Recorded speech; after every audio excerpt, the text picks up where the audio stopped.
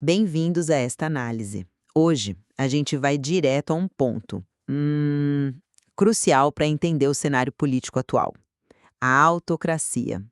A palavra, né, vem do grego autos e kratos, poder que emana de si mesmo. Basicamente, falamos de regimes onde o poder se concentra sem freios, sem um controle real da lei ou do povo, como o nosso material de base detalha bem. Exato. E o foco da nossa conversa hoje é uma variante bem específica e, podemos dizer, onipresente, a chamada autocracia eleitoral. A grande questão que nos divide aqui é: será que essa forma que mantém uma casca, uma fachada de instituições democráticas é realmente o tipo mais forte, mais perigoso de autocracia hoje em dia? Ou será que essa natureza híbrida, essa mistura, na verdade, a torna mais instável do que as formas clássicas de autoritarismo? É exatamente essa tensão que a gente vai explorar, né? Sempre baseados numa análise bem aprofundada desse fenômeno, o meu ponto de partida é que sim, pós-autocracia eleitoral é particularmente eficaz.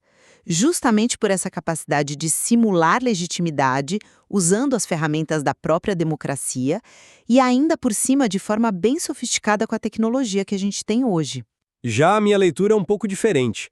Eu argumento que essa necessidade de manter as aparências, sabe?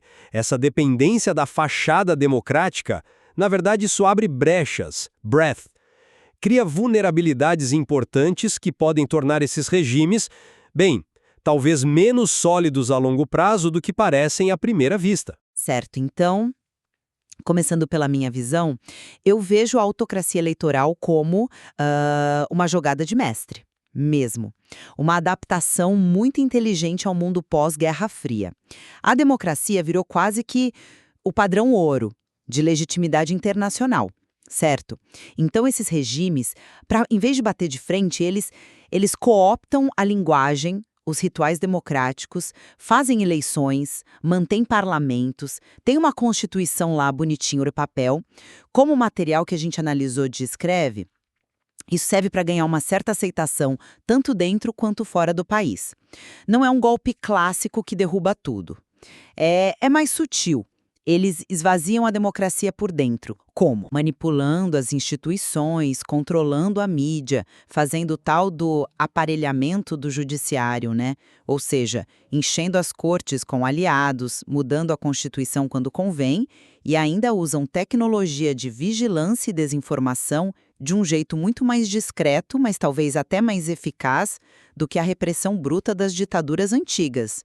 O material até cita exemplos como, sei lá, Rússia ou Hungria. Essa tática, essa cara de normalidade, dificulta muito identificar o regime como autocrático e, claro, complica qualquer sanção internacional ou mesmo a organização da oposição. Isso dá uma resiliência especial para eles hoje em dia. Ok, eu entendo perfeitamente essa lógica da adaptação estratégica. Claro, mas pause e olha. É justamente aí que eu discordo sobre o resultado final disso. Para mim, essa dependência da fachada democrática é um ponto fraco fundamental. Quase um calcanhar de Aquiles, sabe? Veja bem, a necessidade de realizar eleições, mesmo que sejam manipuladas, com o jogo viciado, como a análise detalha bem, ela cria momentos de risco para o regime. São janelas de oportunidade, por menores que sejam, para a oposição se articular, para o descontentamento popular vir à tona. E manter essa encenação democrática, isso custa caro, exige um esforço contínuo.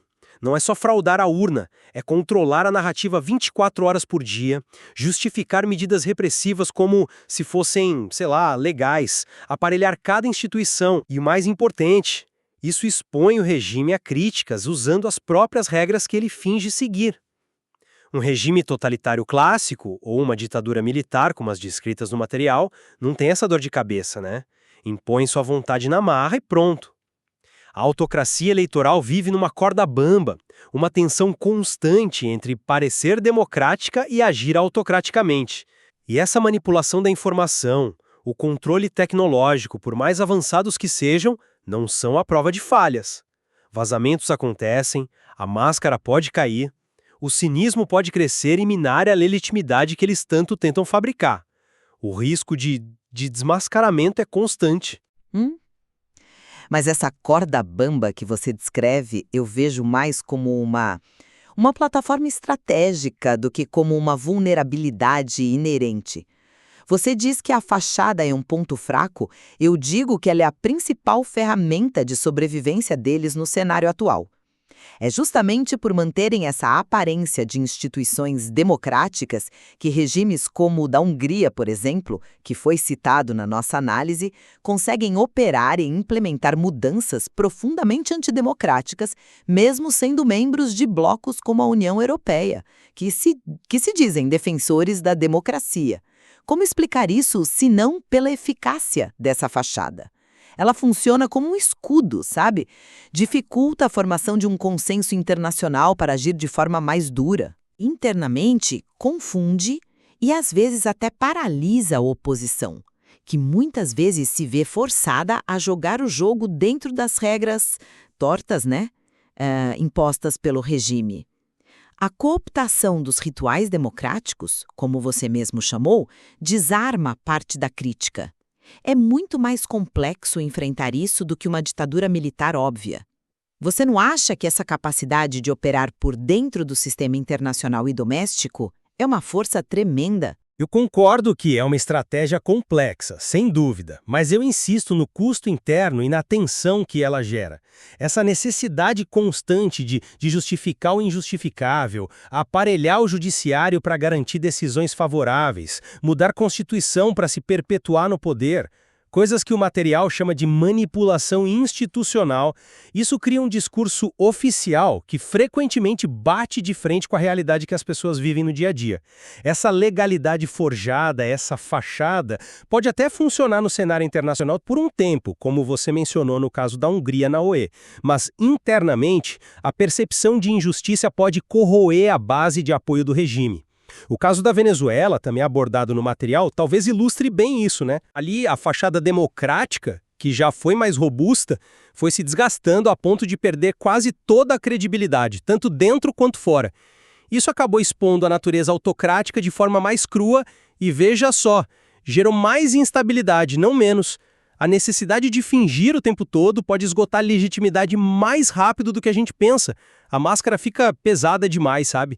Você não vê esse risco de esgotamento da farsa? Eu vejo o risco, claro, mas acho que você talvez subestime a capacidade de adaptação e a eficácia dos novos mecanismos de controle que esses regimes utilizam hoje. A tensão existe, sim, com certeza, mas a evolução das ferramentas de controle talvez consiga gerenciá-la por muito mais tempo do que a gente imagina. Estamos falando de algo qualitativamente diferente das ditaduras do século XX. A vigilância digital em massa, a desinformação direcionada por algoritmos, o uso das chamadas fazendas de troll, né? Exércitos de perfis falsos para espalhar mentiras e atacar opositores, como detalhado lá na seção sobre tecnologia, permitem um controle social muito mais abrangente e, crucialmente, menos visível. É um controle mais limpo, digamos assim. Ele não gera aquelas imagens chocantes de tanques na rua ou prisões em massa que imediatamente causam repulso internacional e revolta interna. O controle se torna mais preventivo, psicológico, uma espécie de sufocamento sutil, breath, em vez de puramente coercivo. Isso não diminui o custo em termos de legitimidade, não torna o regime mais resiliente a choques externos ou internos. Eu tenho minhas dúvidas se esse controle tecnológico é tão absoluto assim ou se ele garante resiliência a longo prazo. A própria preferência por essas ferramentas de manipulação informacional, em vez da coerção física total, pode ser vista como um sinal de limitação do poder absoluto. Talvez seja uma incapacidade ou uma escolha calculada por receio da reação popular, né, de impor a vontade pela força bruta total, como faziam os regimes totalitários clássicos descritos no material, que buscavam controlar literalmente tudo. Além disso, o controle tecnológico não é uma via de mão única. Ele gera suas próprias formas de resistência, desde o uso de ferramentas como VPNs e redes criptografadas para burlar a censura, até um ceticismo generalizado em relação a qualquer informação oficial, o que também mina a propaganda do regime. E tem outra coisa, a dependência excessiva da tecnologia cria novas fragilidades. Tem-se em vazamentos de dados expondo a máquina de vigilância ou ataques cibernéticos, que podem desestabilizar o sistema.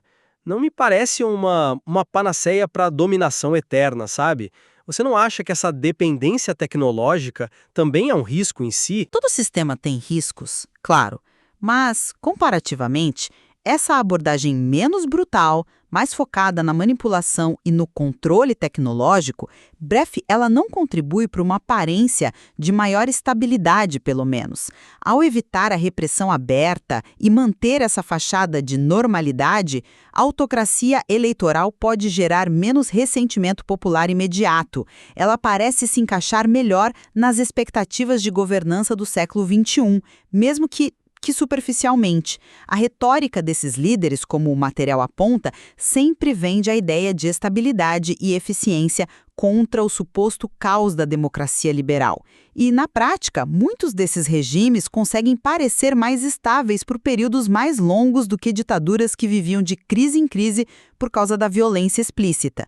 Essa adaptação não seria, então, uma forma mais resiliente às pressões contemporâneas? Aí é que está o ponto crucial da minha discordância. Essa estabilidade é uma ilusão perigosa. A própria análise crítica do material que a gente está usando ressalta o que chama de fragilidade estrutural da autocracia, que fica escondida por baixo dessa superfície de calma forçada. A estabilidade é superficial porque é baseada na repressão, mesmo que sutil, tecnológica, psicológica. É como colocar uma tampa numa panela de pressão sem válvula de escape. A pressão só aumenta lá dentro. O problema fundamental, que a análise também destaca muito bem, é a ausência de mecanismos legítimos e pacíficos para a sucessão do poder. Isso é um problema crônico em sistemas que dependem de um líder personalista e de elites cooptadas que só estão ali pelos benefícios, né? O que acontece quando o líder envelhece, fica doente ou simplesmente perde popularidade? O que acontece quando uma crise econômica ou social forte expõe a incompetência ou a corrupção do governo? Outra consequência da falta de accountability mencionada.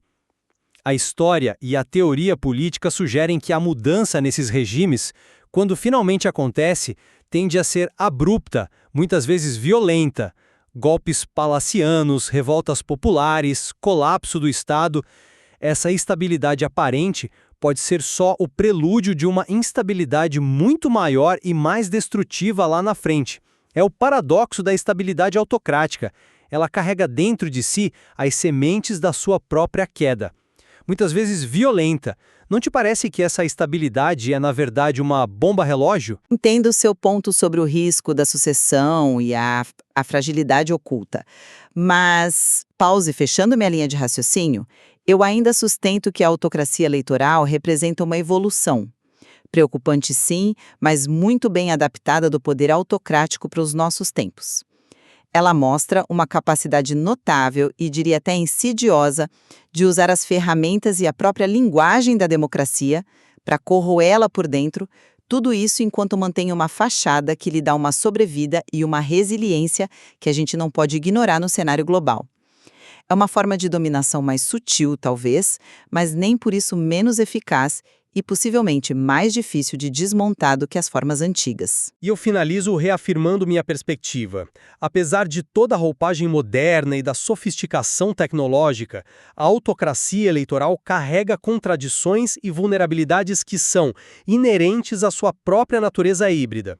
Essa necessidade constante de manter a fachada democrática, essa tensão entre o que se diz e o que se faz, e a falta de mecanismos genuínos de legitimidade e principalmente de sucessão pacífica, podem torná-la, no fim das contas, talvez, um sistema inerentemente instável, talvez até menos duradouro a longo prazo do que formas de autocracia mais brutais, mas que eram paradoxalmente mais coesas internamente e não precisavam lidar com essa esquizofrenia entre aparência e realidade. Fica claro, né, depois dessa nossa troca de ideias, que a análise aprofundada que a gente tem em mãos revela a enorme complexidade dessas novas formas de autocracia, especialmente a variedade eleitoral.